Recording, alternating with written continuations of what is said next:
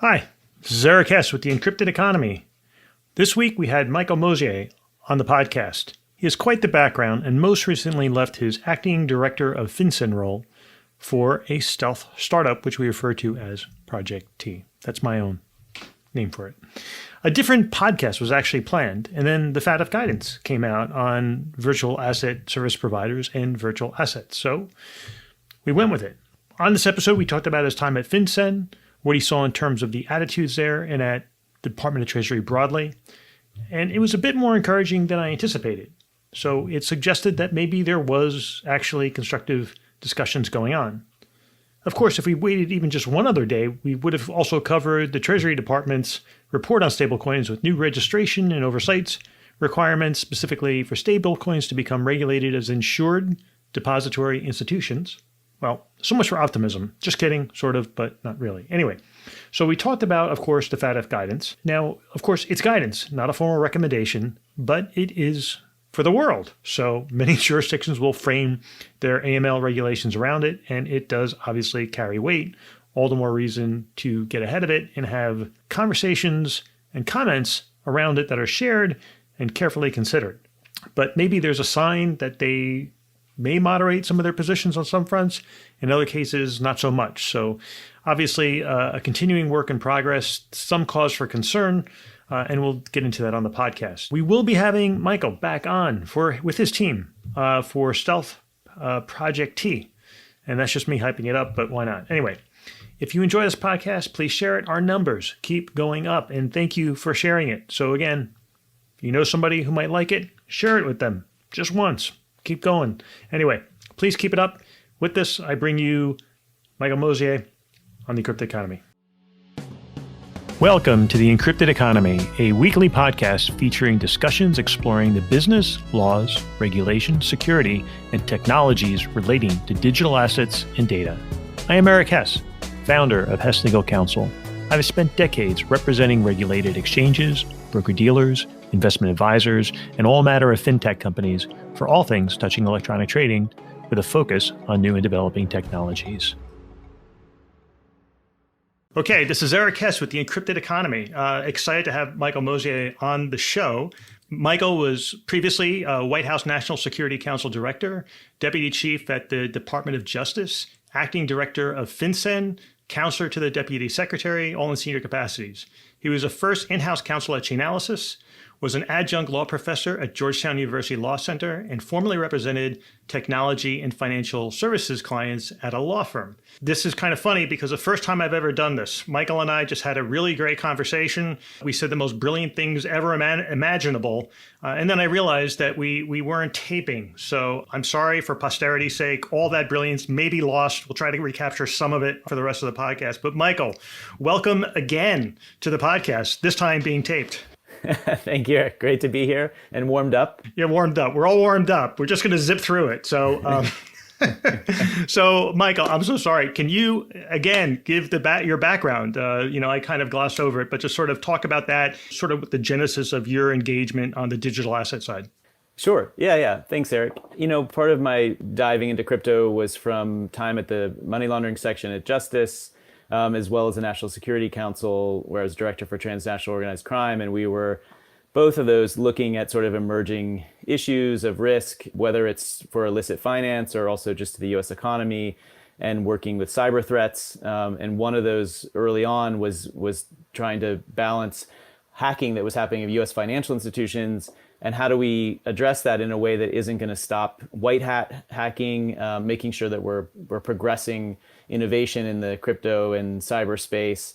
And so I think it's just one of those things where we've been looking at what's an emerging risk, but also what's an emerging opportunity to advance US foreign policy. And so part of that, I think, has played out recently with Venezuela, where the US Treasury and OFAC specifically gave a license to allow funds from the opposition government that were here in the US and blocked to go through USDC and AirTM into thousands of frontline medical workers who needed aid in Venezuela. And that's I think a great example of how the censorship resistant nature of crypto can be an advancer of foreign policy goals, not just sort of a threat to them. And one actually really interesting point to that is because also it was crypto and it was auditable, it wasn't dumping bags of cash there, which is an issue I think we've seen in the aftermath of Afghanistan, where it turned out duffel bags full of cash in terms of aid was really, really hard to maintain financial integrity on and auditability. And that's something where here, and it's not transporting hundreds of pounds of it. You're getting something immediately out there. It's auditable. And I think that's an important piece that government's looking at both. I think you hear more about the risk side of it, but they're acutely aware of both. Yeah, arguably it should permit greater traceability to ensure that the funds are going to whom you believe they are. It doesn't mean that other things can't happen along the way, but certainly something that maybe we don't appreciate as much as in the US because we are generally banked, but a lot of these countries aren't. And so they don't trust the government and digital assets can be a very important conduit and foreign policy tool.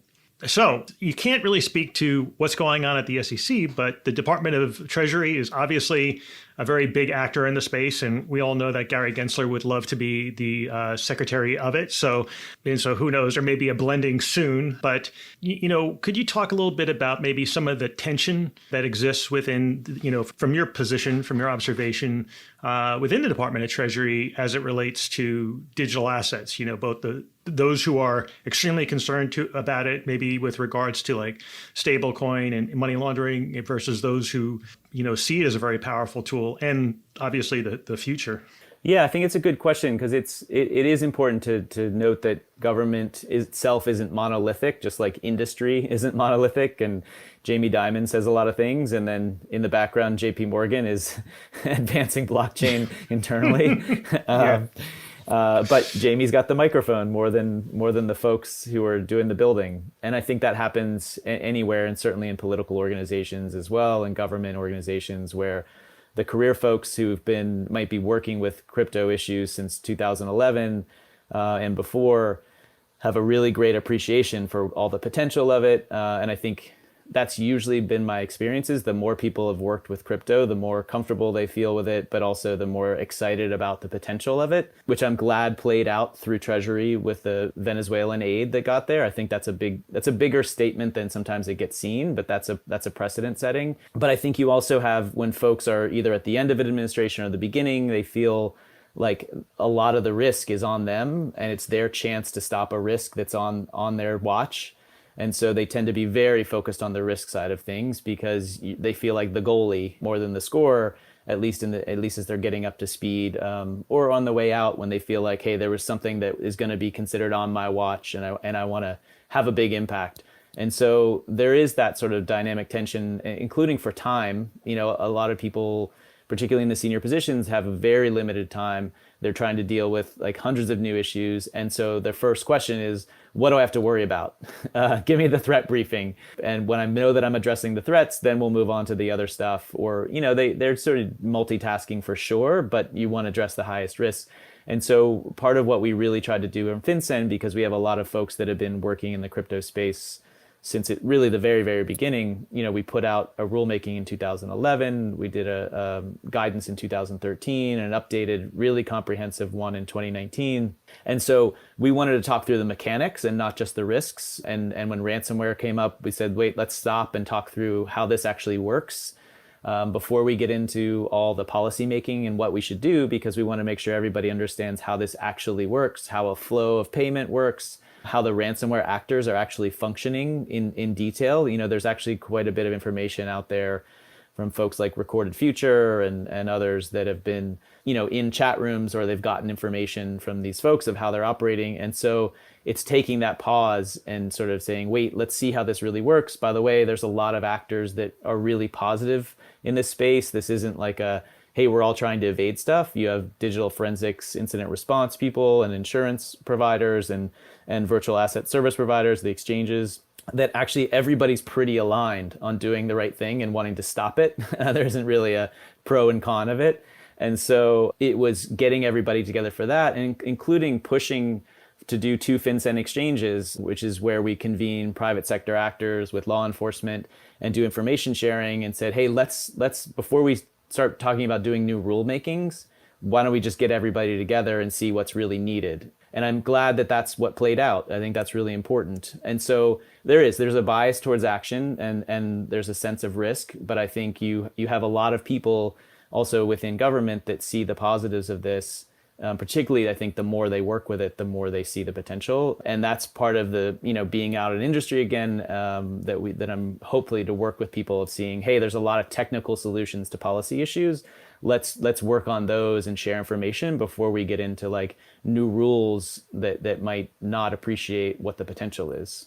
Do you think there's a divide between those who are at senior levels, maybe who are, I hate to say it, older, a little more entrenched, maybe their career life cycle isn't as long, versus those who are younger and coming up? Do you see that divide, or do you think it's pretty balanced all the way up in terms of how they view digital assets and the need to impose stricter regulation or stricter controls? Yeah, that's an interesting question. I think it's, as an old guy myself, I think it might not be age, but I do think. Well, you could be the exception. You could be the exception. I mean, hey, I'm not exactly a spring chicken either, so it's not easy being 82. Yes. So. No, I think I think there's two good points in your question. One is, I think there's a how recently you've touched or been involved with crypto, I think tends to be an indicator of sort of how positive you're going to be, because it is a really complex and incredibly rapidly evolving area. And the other is sort of where you are in seniority, partly just because you're dealing with 3,000 issues, you have very limited hours in the day. And so the first thing usually you're starting with is like, what's the risk? What could go wrong that's on my watch? And so I think that's where the healthy dynamic is of career folks that might have been working in the space for 15 years to say, hang on, let me just do a 101 on how the mechanics first. The senior folks are like, I don't have time. I have a NSC meeting in an hour. And it's part of it is our job, I think, as career folks to say, hang on, I really need you to understand this, and here's why, and make that argument. And you're all vying for their time.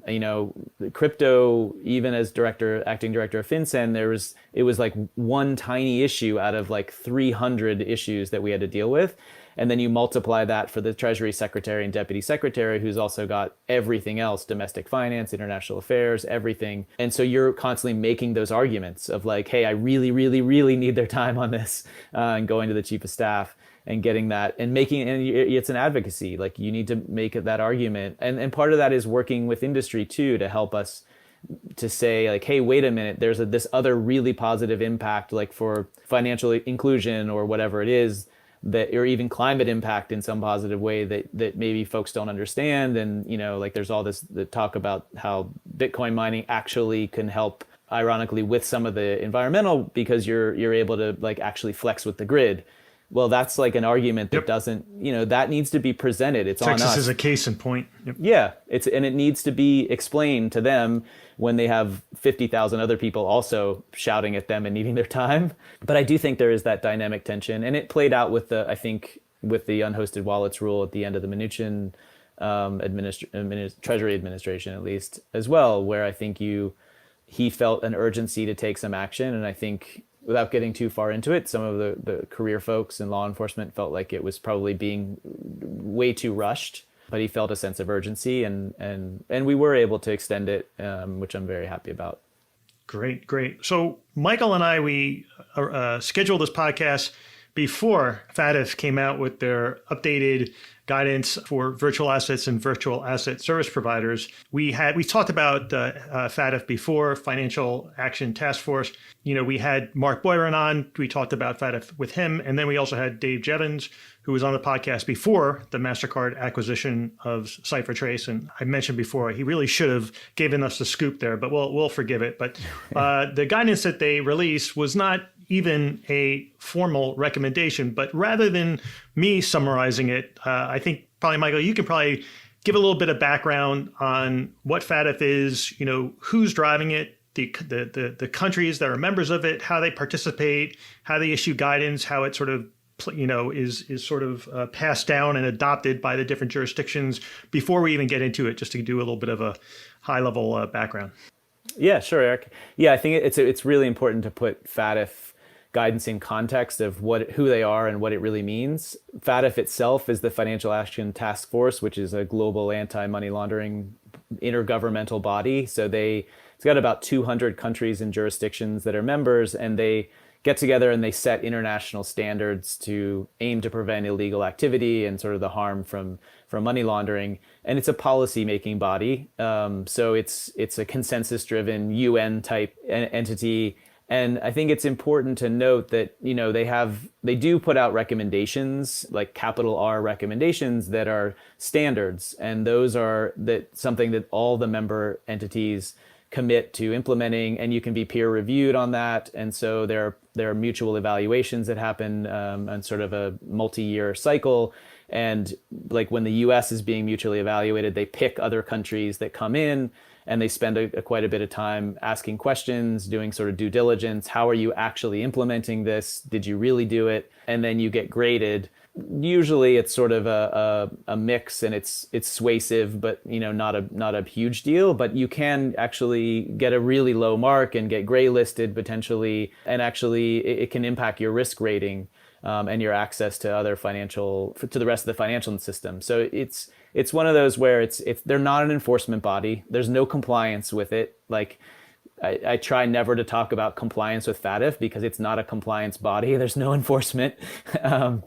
It's standards when they're at the formal recommendation level, but it's up to every jurisdiction itself to actually implement them in their own ways. And so on the one hand, they tend to be relatively general because they have to get consensus among 200 people, and pizza toppings across 200 people would be a brutal undertaking. But I think this level of complexity, particularly with virtual assets, to get 200 entities to agree on it, everybody's gonna want a little wiggle room.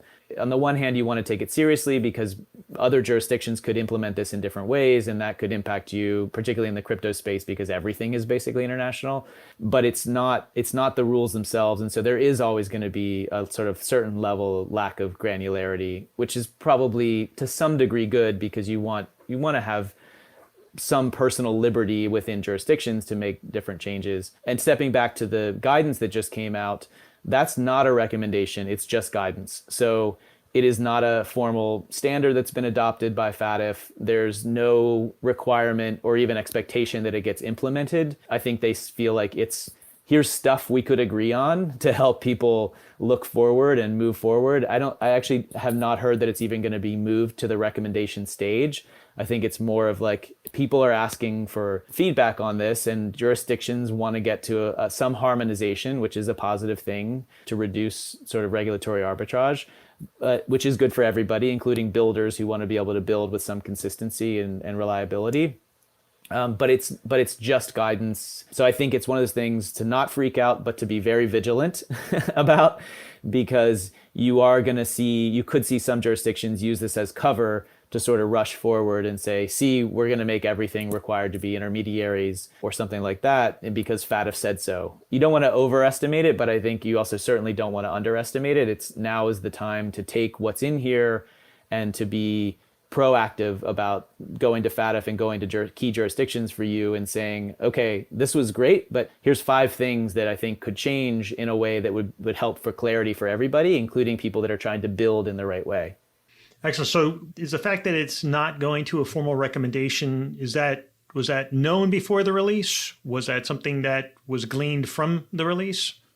I think that the legal term for that is hearsay. I don't know. That's what I'm hearing. Fair enough. So that's alpha. That's alpha then. That is. Hearsay equals alpha. So what it probably means, if it doesn't go to a formal recommendation, then it may not even be the name and shame game for it, right? I mean, if it's a formal recommendation and you don't comply, then it's name and shame. But if it's not a formal recommendation, and by name and shame, it again goes to the gray list and which ones aren't compliant, and you're on the gray list, and it could impact you. But if it's not, then presumably does it really have how much of an impact would it have on whether you're gray listed? Yeah, I think it's not. It's specifically non-binding, so I don't think it's going to impact that. My worry in a vigilant sense with it as guidance is that not that it's a rule, it's that there are jurisdictions that will feel like we're in the bigger optics. We're trying to get in line. We have other issues with FATF. We want to show that we're being a good actor in this space. Yep. Or just like, hey, we're China. We'd love to crack down on this stuff. And now instead of saying it's our idea, it's FATFs. And and they will explicitly say this is FATF guidance. They've everybody agreed this is the direction things should go. And so I think it's partly jurisdictions getting ahead of it or using it as cover, because the fact is they will, I think realistically will say, well, everybody agreed on this language. It's just that it's, some of it's very general, and I think with any multilateral body there's a measure of horse trading and things that some people care about and some people don't, that may feel like it could be better, but it's just not worth the few chits that they have to vote with. So that's what worries me, is more the sort of things get moving ahead of it down a line. It's like, well, it basically said it had to be intermediaries, so that's where we're headed, and they use it as cover. And when Dave Jevons was on the podcast, he also talked about that there's a number of jurisdictions who will just adopt it, as it comes out, even in guidance form, without too much fuss, and then figure out how to regulate it. So kind of the same issue, but just that there may be jurisdictions that just say whatever they come out with, we adopt. That's sort of the United Nations approach to it, and we're rolling with it. So interesting. So there's a number of things to obviously talk about in the guidance. Obviously, the guidance also kind of covers, to your point, sort of maybe a bit of a regulatory, possibly consensus emerging view on how to treat some of these things. I mean, there may be little disputes, but as FATF sharpens its guidance, you would anticipate that, the most active members aren't going to radically go the opposite direction from what FATF says. So, we'll break it down a little bit. We'll put you on the spot, asking you a bunch of questions about it. The menu today is the travel rule, then the definitions of virtual assets and virtual asset service providers, then how they cover DeFi, then NFTs, stablecoins, peer-to-peer, and you'll be noting good news along the way. So except for that, really not that much to do, right? Yeah, this will be quick. So it'll be quick. This is why we have a whole podcast episode. So the travel rule. Let's talk a little bit about the evolving perspective of FATF toward the travel rule, starting at maybe even an introduction of what the travel rule is. Yeah, sure. So the travel rule at the FATF level it's similar to what it is at the US in general, which is that for certain transactions among parties, if you're a virtual asset service provider, you should be collecting information about the originator and the beneficiary and transmitting that to the other party, which should be another VASP. And certainly that's how it is in the US. And I think part of the issue of debate with the travel rule at FATF and in the US, but as well, has just been in the crypto space. It's not like the fiat world where there's always another side of the party, another bank or financial institution. You could actually have transactions with unhosted wallets. And what do you do about that? And so this is something that FATF's been grappling with. The US, it's largely at this point settled. There's an open rulemaking, but in terms of the travel rule itself, as it has existed in the current form, is that it's VASP to VASP, and that's your obligation to collect and transmit. There's a wallets rule, and there's other things that we can talk about, but none of that's in existence right now.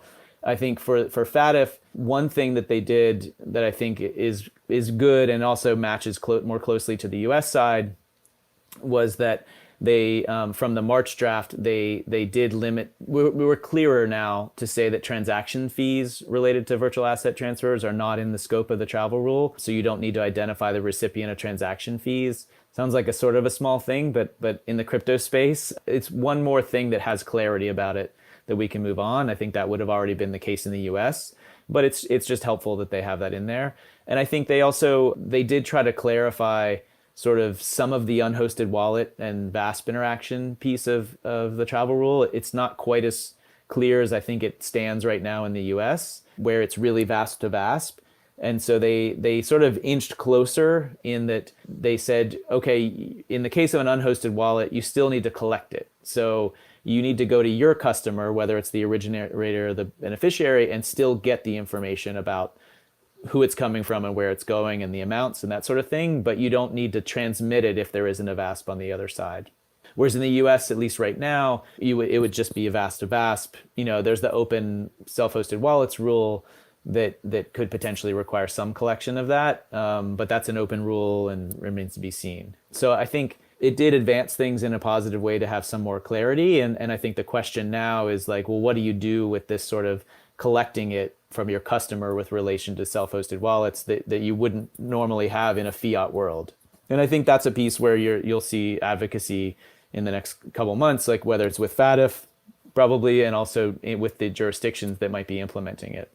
And so one thing that's interesting, maybe we could touch on a little bit, is the FATF is largely, a lot of people would say FATF is sort of a construction of the U.S., right? That the Department of Treasury was one of the major drivers, certainly one of the major influencers behind it. It's a worldwide organization, but it was something that effectively the U.S. sort of drove to many ways, relating to dollar adoption worldwide and AML around it. So if the U.S. isn't adopting, unhosted wallet rule for unhosted wallets for the travel rule, where is the push coming to take a stricter view potentially in the guidance? Is it the U.S. saying, yeah, let's just make it aspirational there?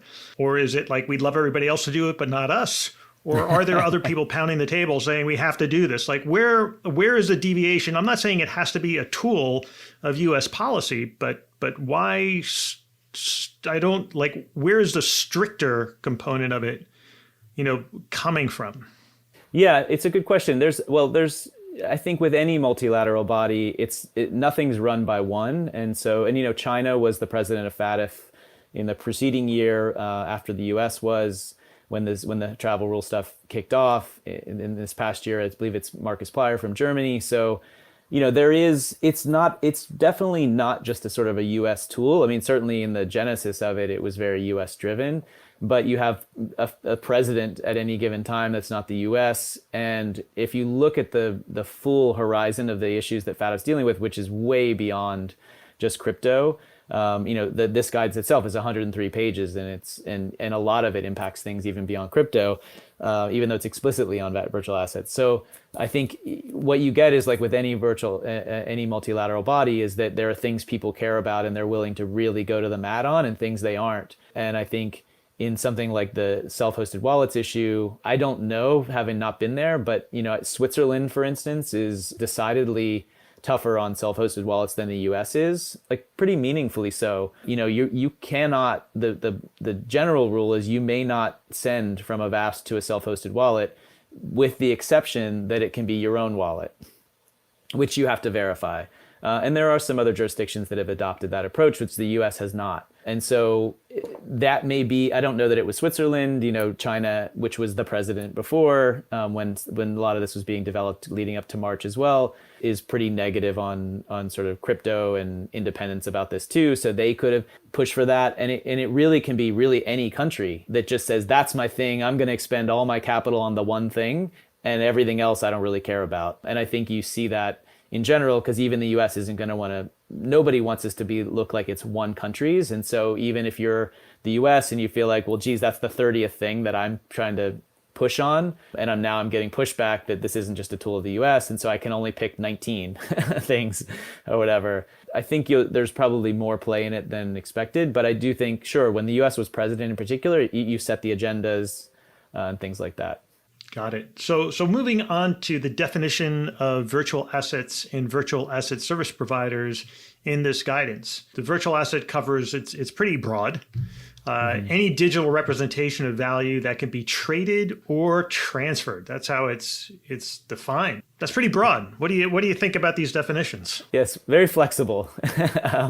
I think they can't be wrong. I think on the virtual asset definition, it's super broad. I'm not actually that surprised, because it's not supposed to be a rule. And I think if anything, they're just messaging, hey guys, this could be anything. I mean, actually, it's interesting to me that they limited it to digital. I think there are folks in the US in particular at FinCen that have said, well, virtual means it could be anything. It doesn't have to just be digital. Theoretically, it could be a representation on a napkin, makes it virtual and not an actual asset. And so I think they'd take even more. Damn, we just killed a whole napkin token economy. But yeah. Exactly.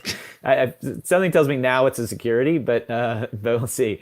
But I think I think it's more of just sort of them indicating like, hey, this is all could be pretty broad. I mean, interestingly, like they sort of carved out central bank digital currencies from that and set them in a higher pedestal. But not that was not that surprising to me. More surprising to me was the VASP definition and virtual asset service providers, which was similarly expansive. But that one I think is tougher and makes it tougher to build from. On the one hand, it's not surprising they took a very functional approach, which is how FinCen also takes it, which is don't tell me what you are, tell me what you do. And I think overall, and this goes into the DeFi aspects of the guidance, there's a certain calling out of the Dino decentralized in name only aspects that you see in some projects, which is not surprising at all. I think that there's been a little theater around that. But I think part of the problem is in trying to sort of correct for that, there's a bit of an overcorrection on some level, though in fairness, it's not a rule. It's just a non-binding guidance.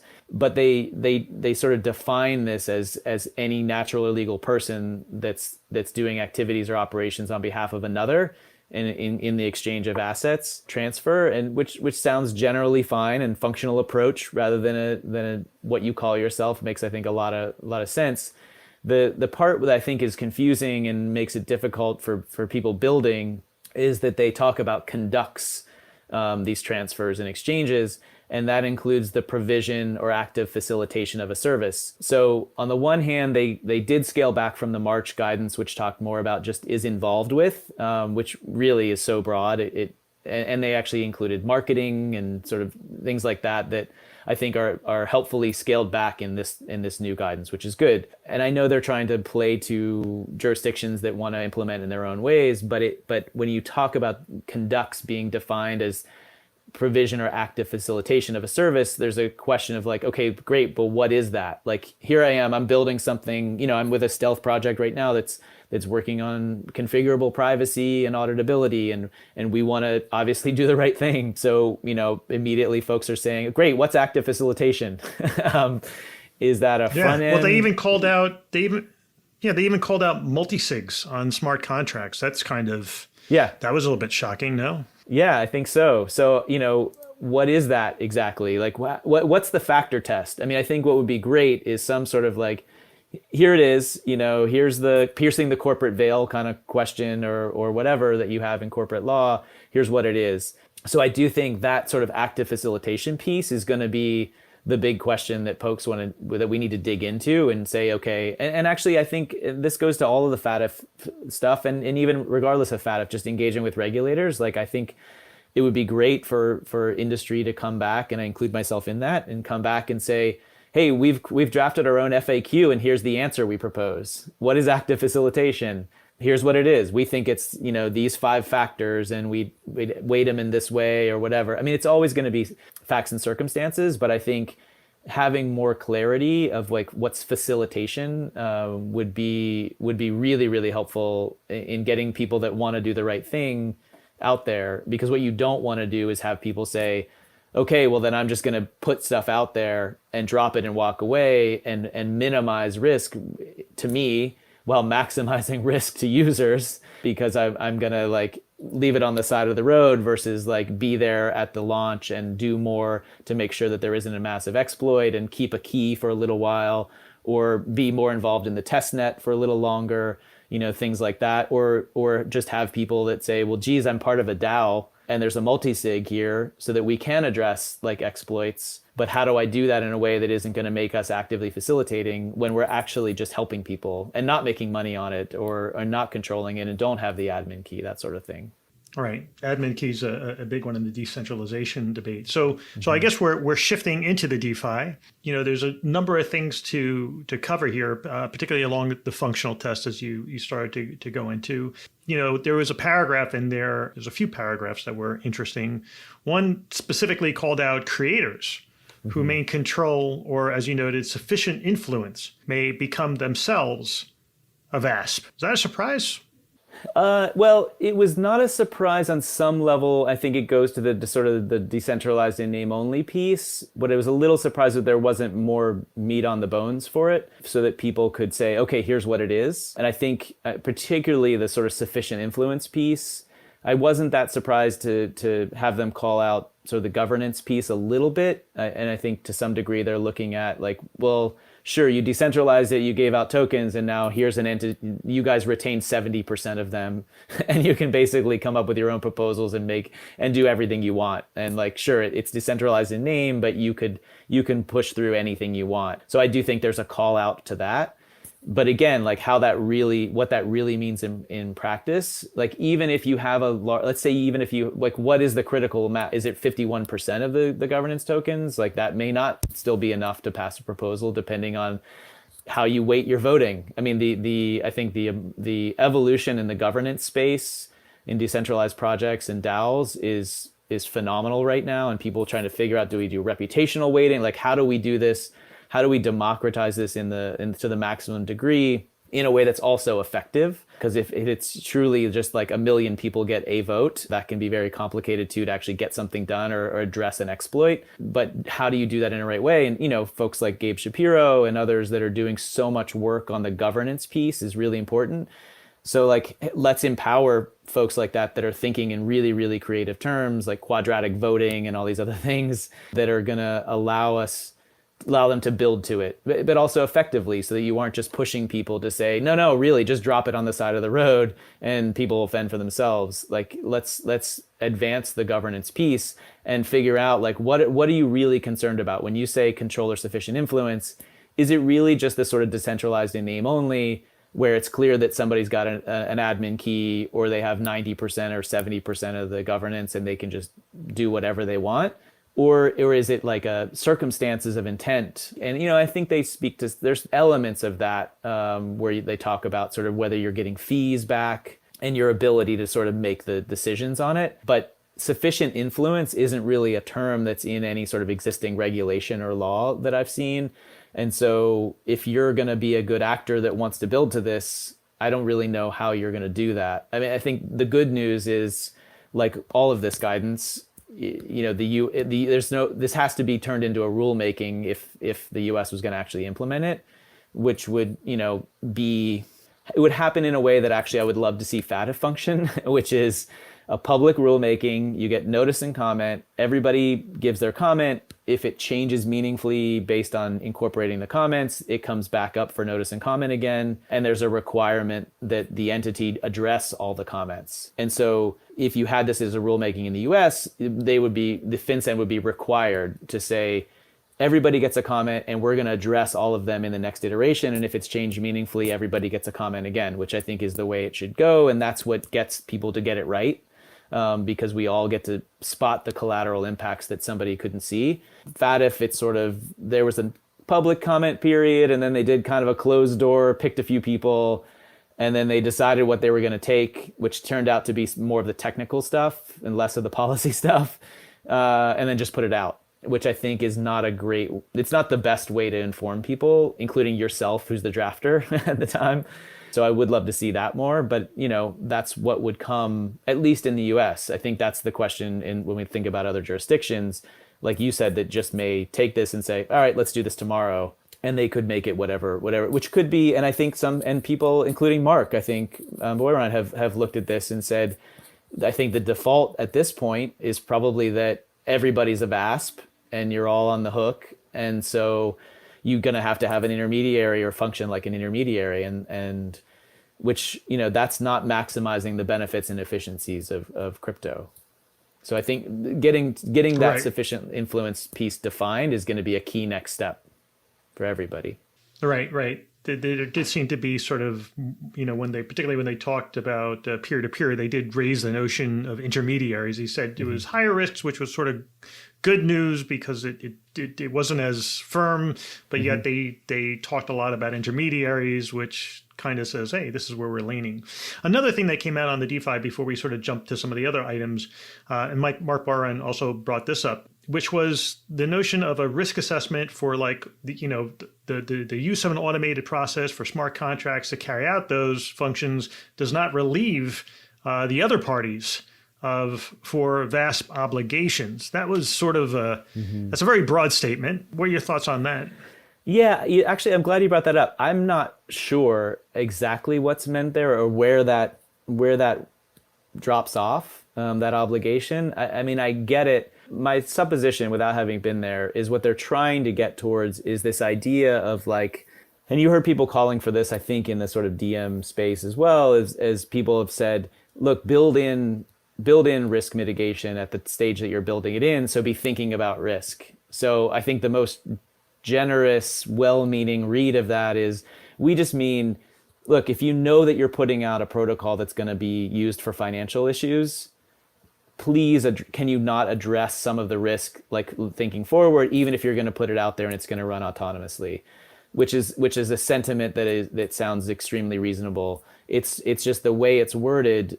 I don't know what that means, and what the obligation is, and when does that obligation ever end? And I think the least charitable read of it is what they're really saying is like, yeah, nothing's impossible, but you probably can't do it. Because you need to basically, it's basically, sure, you can build it in decentralized as long as there's like an automated intermediary. But if that's what they mean, you mean an automated intermediary that's like a smart contract functioning as a blacklisting system that's automatically bouncing things that have been deemed high risk, or a blacklisting API of some sort, then just say it if that's what you mean. But I think there's no clear path in there of like, okay, I want to do it. How do I do it? And what is the line? Right. And again, I think that's a spot where the ideal, I think, is we as industry go back and say, okay, here's my FAQ. What does this mean? I think it means this. I think you should and here's the best practice. How about adopting that? So shifting gears a little bit to kind of preserve your time, they talked about NFTs. They said NFTs are not considered virtual assets except when used for payment, investment purposes, or to transfer value. Who's going to enforce this? If you adopt this language, what are you going to do as a country? What are you going to tell your enforcement body to do around NFTs? Yeah, this was an interesting one. I think on the one hand, it's not surprising because I think you see, art itself can be used to launder money, and so I think to some degree they're making a nod to that, and then to some degree making a nod to the fact that, hey, everybody says the thing that's groundbreaking about NFTs is that they're multifunctional, they're programmable, they're going to revolutionize the way that you can fractionalize ownership, unlock new ways of transferring property, or membership in groups, that sort of thing. So in that sense, it's kind of not surprising that the issue was broached, because it is a more liquid way to transfer all kinds of things that you want to be non-functional, non-fungible, whether it's art or a representation of property or something like that. So I'm not that surprised about that. It's more just that it's so general. I don't know what you do with it other than sort of, I think in the US, art is already a potential money laundering vector that the U.S. Department of Justice has looked at, money laundering through art before and done some cases on it. FinCen was originally tasked through the AML Act to do a study on arts and antiquities. In the process, it became just antiquities. I think probably because, well, I won't speculate on lobbying, but let's just say that fell out and it became antiquities.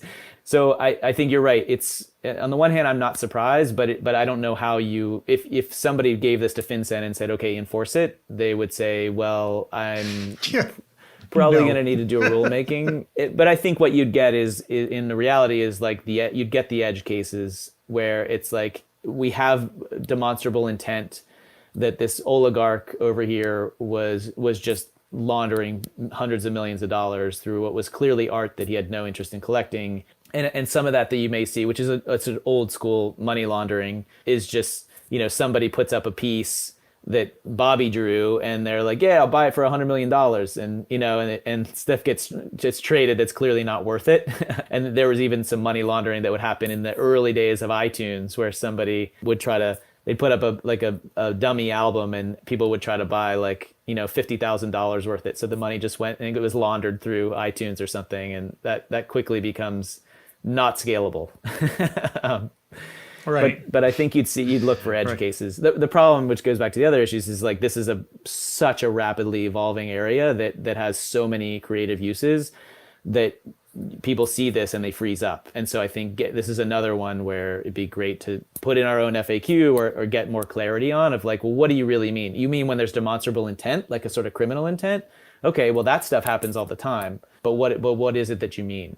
Right. And this is something that they probably should be well advised to go slow on, since it's the NFTs. Getting it wrong could have a lot more unintended consequences, I think, given all its potential use cases. I mean, I would love to see them do a whole series on NFT of public consultation. There's just you could go on crypto Twitter like any day and learn something new of what NFTs can do. So like, why not have a whole series of learning in this space? I mean, it's incredible. Right. I think it's early days. I think countries would be poorly positioned to try to adopt this because it's just too broad, too undefined.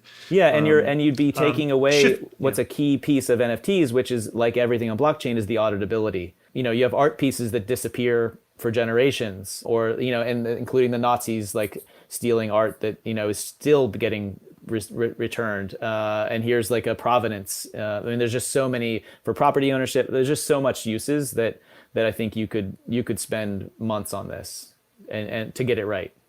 And maybe they're not trying to get it right. Maybe certainly that's the hope. I don't know how they could. So shifting to stablecoins. Stablecoins can be VASP if a central developer or governance body that carries out management functions. Sounds broad. CBDCs, are they off the hook? They're fiat, so they're covered elsewhere. But where does it? If you're a CBDC, are you saying, "Well, I'm glad I'm not covered by stablecoins," or are you saying, "Well, yeah, I'm kind of bound by almost the same thing elsewhere anyway"? Yeah, I think you're I'm personalizing the CBDC. Yeah. Right. No, I think it's broad, and there's so much open here. I think they're even probably seeing what's playing out in the U.S. and feeling like we're just going to keep this really broad.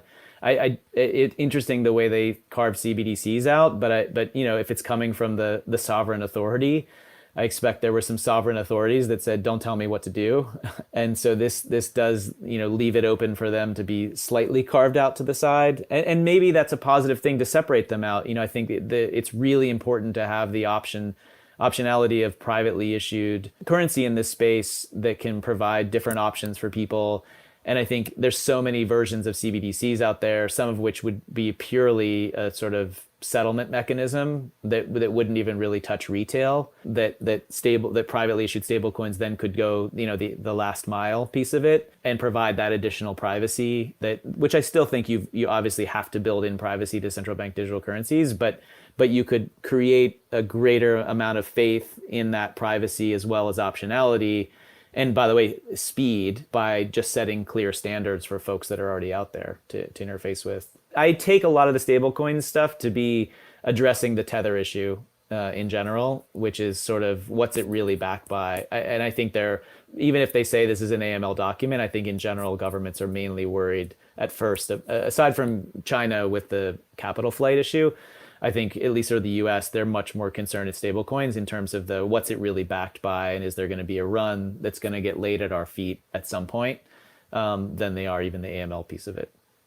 So are CBDCs getting a free pass in that regard? Yeah, it's a good question. I think the CBDCs are going to be subject to so many multilateral discussions because everybody's concerned about how somebody else's somebody else's currency is going to impact theirs. It's going to play out on a different level. Whereas because the idea is like, well, the government's going to discuss with the EU when we're rolling something out and vice versa. Whereas if it's just Tether, or anybody can just sort of come up with something and say, hey, it's kind of backed by some stuff. We'll let you know later.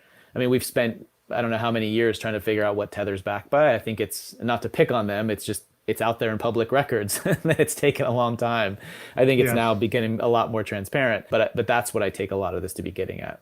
But does this incentivize like a stable coin or Ripple to go to, let's say, the Vanuatu, and I'm picking on Vanuatu, but it doesn't have to be, and say, listen, I'd really rather this just be a CBDC out of Vanuatu. Let's just do a public-private partnership, and we'll make it Ripple Vanuatu.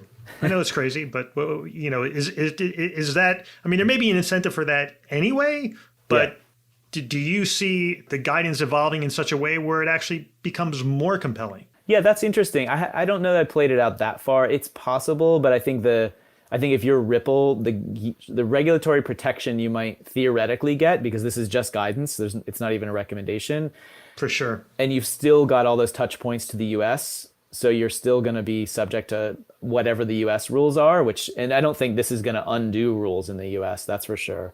FATF passed or made the formal recommendation on beneficial ownership in 2003, and it's 2021, and we're still working on it, and not in a sense of like being slow. There were political decisions deliberately made through Congress and various administrations that we're not going to do that yet. So I don't think people are going to in the US, certainly take a piece of guidance and say, all right, we're changing it. And if you're Ripple and you're getting Vanuatu to be their digital currency, like how many people are really using? I don't even know what the currency. I should know, but I don't know what the currency of Vanuatu is.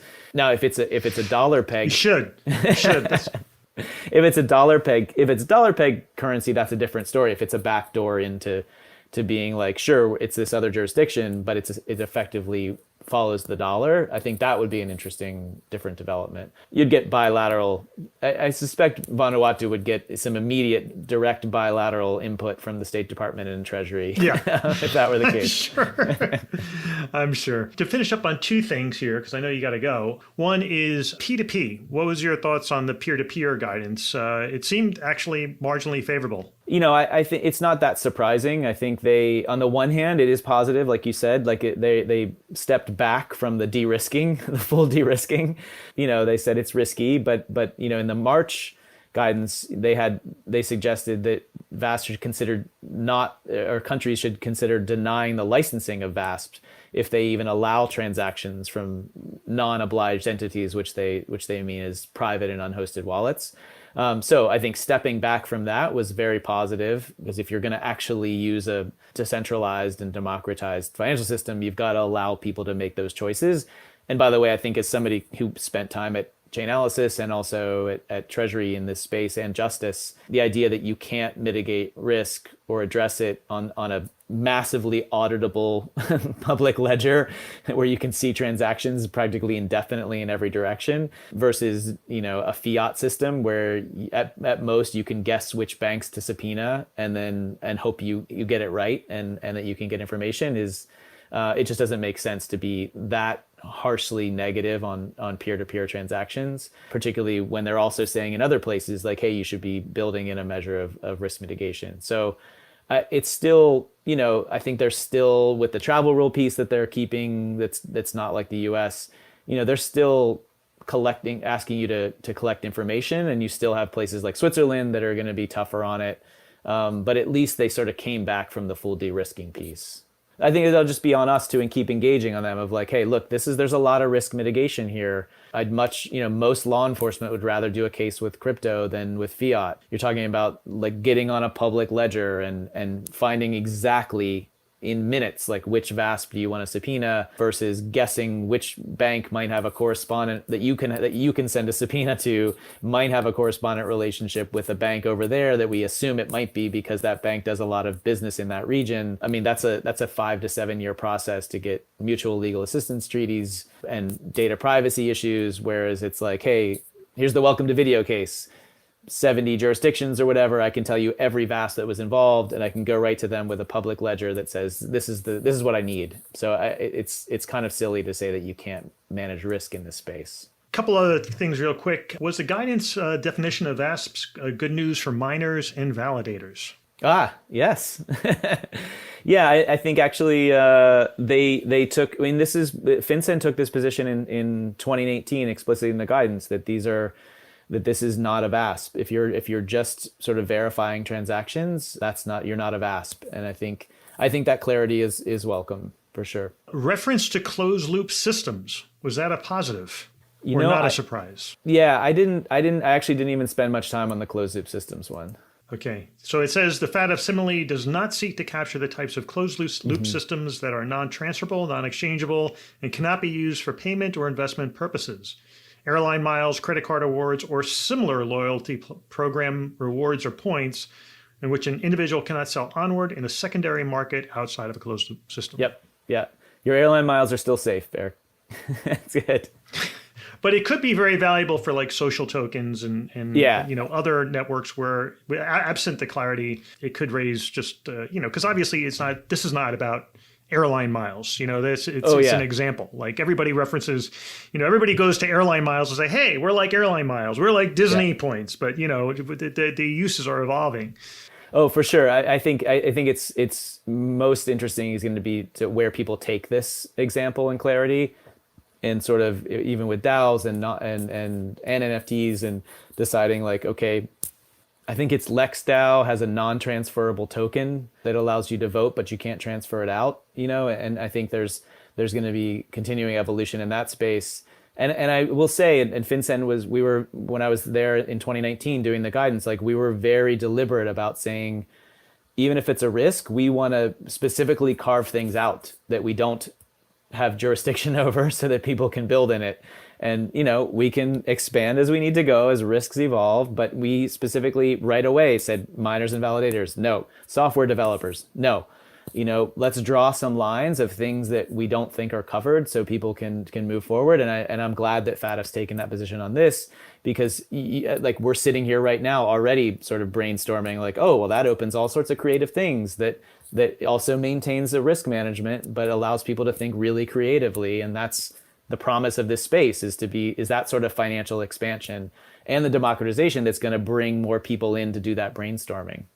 All right. So I know you have to go, and I'm not going to get in trouble with your other engagement. That wouldn't be good. We have to have you back on the show. Now, I don't know if I emphasize this. Michael is part of a stealth project known as T. I'm just calling it T. And at some point, we got to bring you back to talk about Stealth Project T. If you missed that episode, you'll forever regret it. But anyway, so before I let you go, maybe one sentence to describe your reaction to the. I didn't warn you, so this isn't fair, but I'm giving you a little bit of leeway. One sentence to describe your reaction to the guidance. Yeah, I think it was on the one hand, it was frustration. It was relief that it was just guidance, and that it didn't go further in a negative direction in terms of on DeFi, because I think there's just so much opportunity that can be created there while managing risk. And the more you fence people in from the creative building in that space, the more you're going to miss out on the opportunity. But also frustration that there wasn't more of an ongoing notice and comment and addressing comments that people gave that weren't implemented. I feel like if we're public servants and it's our job to serve the public, which means getting their feedback to get it right. And then when we don't take their recommendations, to say, hey, we didn't take this because of this. And I think if you want the best answer, you engage in that discourse sort of ongoing. I know you have to stop it at some point, but I think I would love to see it in more of a notice and comment and rulemaking, the way like a FinCen would do. Yeah, it's too important. It's way too important. I mean, this is not a passing fad. So anyway, Michael, this was great. And I look forward to having you back on the show and talking about Stealth Project T. Thank you, Eric. Thanks so much. No, this is great. And we'll talk soon. Thanks.